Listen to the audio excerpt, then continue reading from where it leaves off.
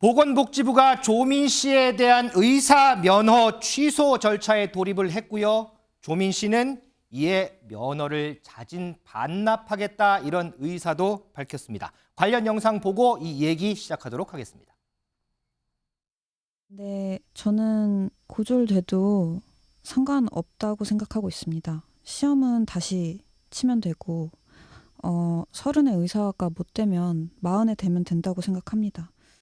딸내미는 이제 항소를 한 상태고 학교 문제가 확정되면 보건복지부에서 의사 자격 문제에 대한 취소를 하게 되면 또 그에 대한 소송이 진행되는 이렇게 예상되고 있습니다.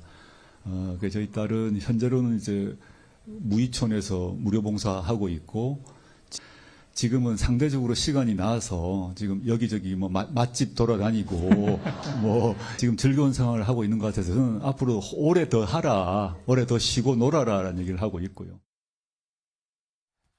장가희 기자, 여기 조민 씨 얼굴 있고 의사 면허 반납할 것 이렇게만 나와 있어요. 구체적으로 조민 씨가 어떤 입장을 밝힌 거예요? 네, 조민 씨는 19일 아침 보건복지부에서 의사 면허 취소를 위한 사전 절차를 진행하고 있다는 등기를 받았다면서 자신으로 인해 발생한 사회적 논란에 대해서 책임감을 느끼고 또 자성하는 마음으로 계획된 봉사활동만 마무리한 후에 의료 활동은 모두 중단하고 의료 면허를 반납하고 겸허히 관련 재판 결과를 기다리겠다. 집행정지 신청 등 이의 절차 밟지 않을 계획이라고 밝혔습니다.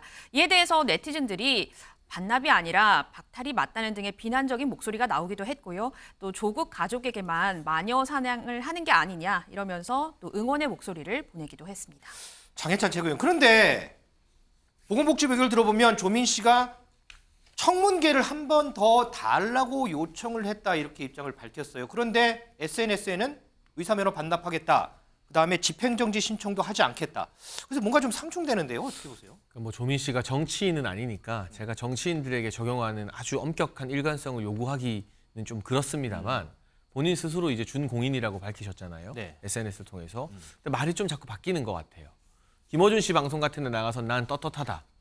아무 잘못한 게 없다. 뭐 표창장이나 허위 인턴, 위조한 거 하나도 없다라고 하셨는데 또 자성과 반성의 의미로 의사면허를 반납한다고 했다가 반납을 한다더니 또 뒤에서는 보건복지부에게 이 의사면허 취소가 부당하니까 내 입장을 설명할 수 있는 청구 기회를 또 달라고 했다가 어떤 게 조민 씨의 최근 명확한 입장인지 이 부분이 좀 잘 이해가 안 되거든요. 물론 정치인이 아니라서 이런 본인에 대한 의혹에 대해서 그때그때 해명해야 될 의무가 있는 것은 아니겠습니다. 네. 그 부분은 좀 덜 하겠죠. 그럼에도 불구하고 조민 씨가 어쨌든 지속적으로 대중의 관심을 받고 있고 또 국민들 앞에 자신을 노출하기를 지금 전혀 꺼려하고 있는 상황은 아니잖아요. 네. 유튜브까지 만들어서 일상생활도 공유하고 있으니까 이 의사 면허와 관련된 입장이 무엇인지 여전히 억울하고 부당하다고 생각하는지 아니면 정말 이제라도 늦었지만 허위 이력에 대해서 잘못을 인정하고 이걸 순순히 반납하겠다는 것인지 그 부분을 좀 명확히 해줬으면 좋겠다는 바람이 있습니다. 조기현 부의장은 어떻게 보세요? 보건복지부에다 요청한 사항 그리고 SNS에다 글을 올린 그 내용들 어떻게 보세요? 좀? 네, 어쨌든 부산의전원 입학허가 처분 1심 판결이 있으니까요.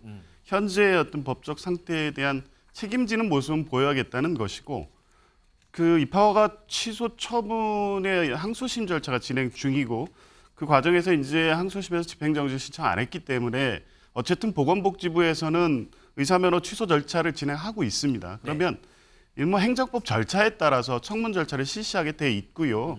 결국에 취소 처분이 내려질 때까지는 본인의 입장을 소명해서 보건복지부가 최종 판단하기 위한 본인 소명을 하겠다는 입장 정도라고 보여지고요. 어쨌든 이게 뭐 모순되는 어떤 행위나 발언이라고 보이지 않고 적어도 사회적으로 논란이 되고 있는 부분에 대해서는 다소 좀 심경의 변화는 있는 것 같습니다. 본인이 책임지는 모습을 보이겠다고 하고 의료 행위도 중단하겠다는 입장을 밝혔고요. 어쨌든 그와는 또 별개로 법적으로 의전원 입학 취소라든가 향후 보건복지부가 의사면허 취소 처분을 할 경우에 이 부분의 부당성은 계속 다퉈나갔다는 입장은 분명하기 때문에 이런 법적 절차에 대한 입장은 입장대로 밝히고 있다고 봅니다. 그래서 제가 이제 궁금한 게 이제 이 부분이거든요, 김지진 변호사. 절차대로 이렇게 쭉쭉쭉 하다 보면 예상대로라면 다음 달쯤이면 보건복지부가 의사면허 취소 결정 여부에 대해서 이제 나올 것 같고 또 다음 달이면 부산대 의전원 취소 결정에 대한 항소심도 또 열려요. 요 사이 관계는 뭐 어떻게 되는 거예요? 그러니까 뭐 크게 상관은 없습니다. 왜냐하면 지금 보건복지부에서 하고 있는 거는 지금 의사면허 이제 취소 절차에 돌입을 하고 있는 거고요. 네. 그리고 의사면허 취소 사유 중에 하나가 이제 우리 의료법 65조에 보면 정당한 이제 이제 졸업이나 이런 학업 기준을 갖추지 못한 경우 의료면허를 취소할 수 있다. 이 규정에 따라서 이제 지금 의사면허 취소 절차를 밟고 있는 건데 이거 자체가 뭐 법원에 어떤 판결이 있어야 된다거나 이런 게 아니거든요. 이미 부산대 의전원에서는 입학 취소를 결정을 했고 그 취소 결정을 지금 계속 다투고 있다는 것뿐이지 꼭 보건복지부에서 그거를 기다렸다가 취소 결정을 할 필요가 없습니다. 다만 근데 좀 전에 조 변호사님 말씀해 주셨지만 어떤 행정법상 절차가 있으니까 보건복지부에서도 소명 절차나 이런 걸 줘서 나중에 취소 결정을 하면 되는 거고요. 다만 이제 이 지금 행정소송에서 만에 하나 항소심에서 뭐 기각 결정이 난다 하면 그러면 결국에는 그런 거거든요. 이 의전원 입학이 결국엔 의전원 입학 취소가 부당했다는 게 밝혀지는 거거든요. 그러면 의료법상 어쨌든 학업 요건은 또 갖추게 되는 거예요. 그럼 그때가 일단 지금 보건복지부가 의사면허를 취소하더라도 그때 가서 재교부할지 결정하는 건 또 별도의 절차이기 때문에 지금 두 어떤 절차 사이에 어떤 명확한 연관성이 있다고 볼 수는 없고 보건복지부는 보건복지부대로 의사면허 취소 절차를 진행하면 되는 겁니다. 그럼 복지부는 복지부대로, 그다음에 항소심은 항소심 재판대로 따로따로 다 진행하면 되는 거고. 네, 맞습니다. 나중에 항소심 결과를 보고 또 다른 결정을 하면 되는 거예요. 알겠습니다. 자, 그런데 조민 씨와 연관이 된 재판이 어제 하나 또 있었습니다. 그 영상으로 좀 보겠습니다. 제가 외제차를 탔다고 했던 발언이 본인에게 큰 상처가 됐다면 제가 사과를 드리겠다고 지난 재판에서 말씀을 드렸는데 최근에 유튜브 하는 모습을 보니까 그 외제차를 타는 모습을 그렇게 본인이 부끄러워하지 않는 것 같아서 사실 제 사과가 필요할지 모르겠습니다. 이 조국 그 법무부 장관에 대한 검증이라는 당시의 상황과 저희가 발언이 나오게 됐던 경위 이런 것들을 잘 객관적으로 판단하신 것 같습니다. 뭐 조민 씨 요새 유튜버로 계속 잘 나가고 계시니까 앞으로도 많은 활약 기대하겠습니다. 나라가 정상화되니까 이제 사법부도 정상화되는 것 같습니다. 이제는 저희가 장가희 기자, 이게 이제 지난 2019년이에요. 조민 씨가 특정 외제차를 타고 다닌다 한 유튜브 방송에서 이제 이렇게 얘기를 해서 이게 이제 명예훼손으로 고소가 된 거고 그에 대해서 이제 어제 재판이 있었는데 결과는 어떻게 좀 나왔어요? 법원은 이 가세현 출연자들이 조민 씨가 포르쉐를 타고 다닌다 이게 허위 발언이긴 하지만 조민 씨의 사회적 가치가 침해된 건 아니기 때문에 명예훼손죄는 성립하지 않는다고 판단을 해서요. 1심에서 무죄를 선고를 했습니다.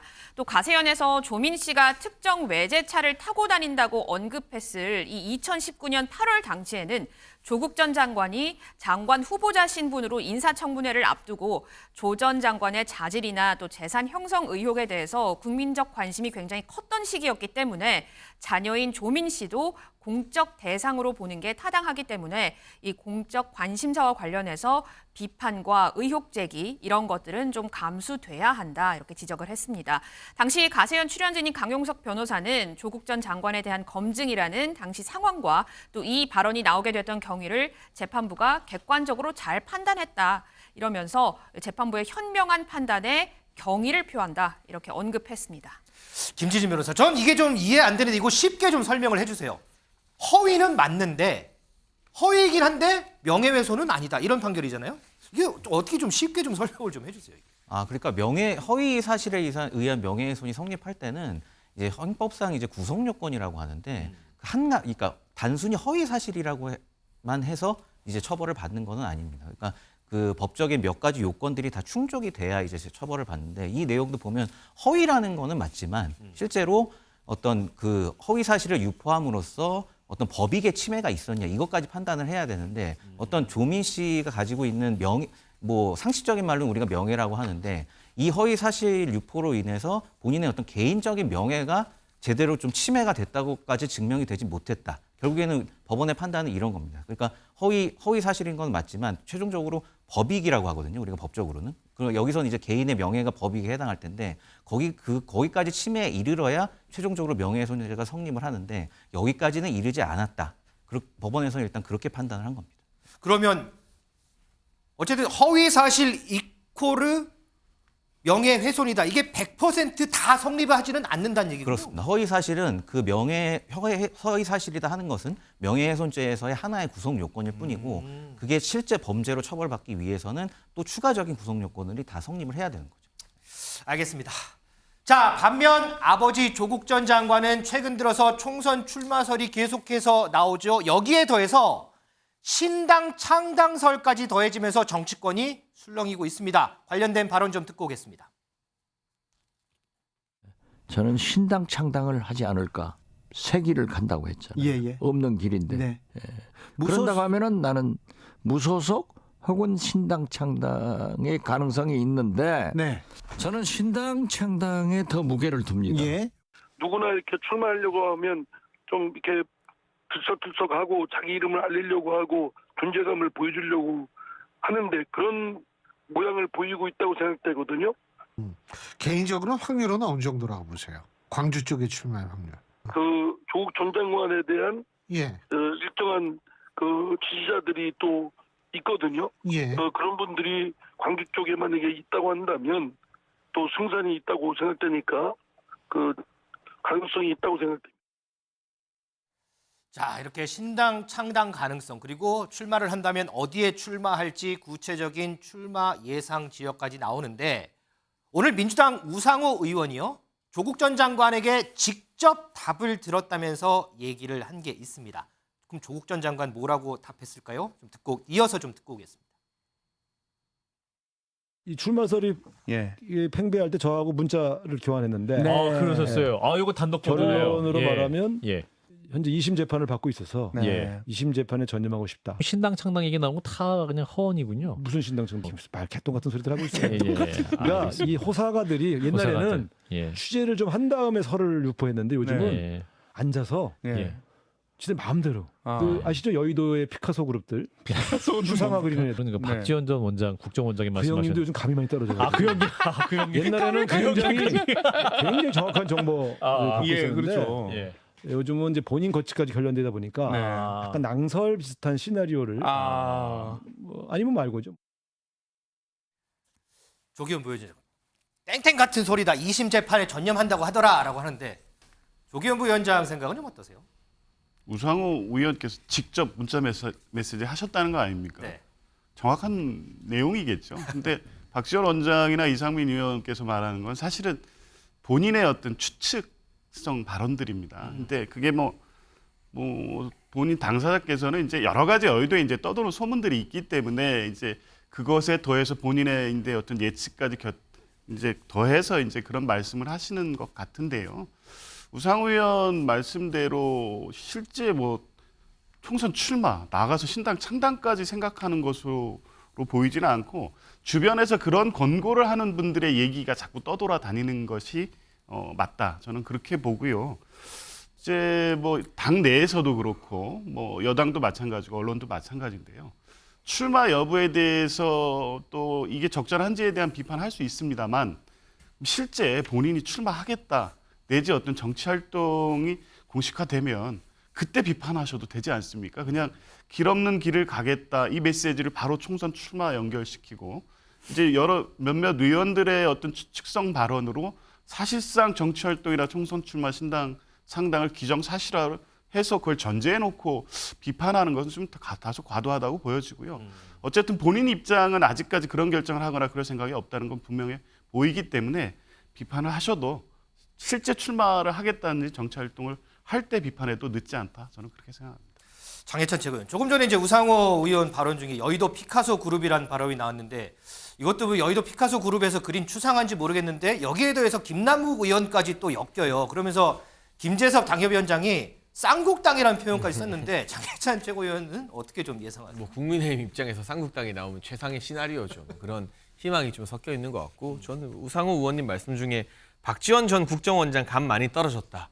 이 부분에 대해서는 크게 동의를 하는 바이고요. 그리고 소위 방송에 나오시는 분들, 저도 방송에 많이 나오고 있고 평론가 생활 오래 했습니다만 이 드러난 팩트에 대해서 평론을 해야지 그냥 떠도는 카더라나 풍문들 가지고 이야기하면 그게 국민을 현혹시킬 수 있고 사실과 다른 이야기들을 전파하는 매개로 쓰일 수 있기 때문에 그 부분은 좀 조심해야 될 것 같고요. 개인적으로 제가 조 전 장관 출마하면 국민의힘에 유리하다고 막 나오라고 많은 발언을 했습니다만 이건 어디까지나 이제 당리당략에 입각한 시각이고요. 한국 정치적 관점에서 보면 조 전 장관이 출마의 대상으로 거론된다는 것 자체가 정치인들 전체가 국민들 앞에 좀 부끄러워해야 할 일이라고 생각합니다. 자, 지금 총선이 다가올수록 이런저런 얘기들 나오는데 과연 이 여의도 피카소 그룹이 과연 어떠한 추상화를 더 많이 그려낼지 이 부분도 좀 궁금해집니다.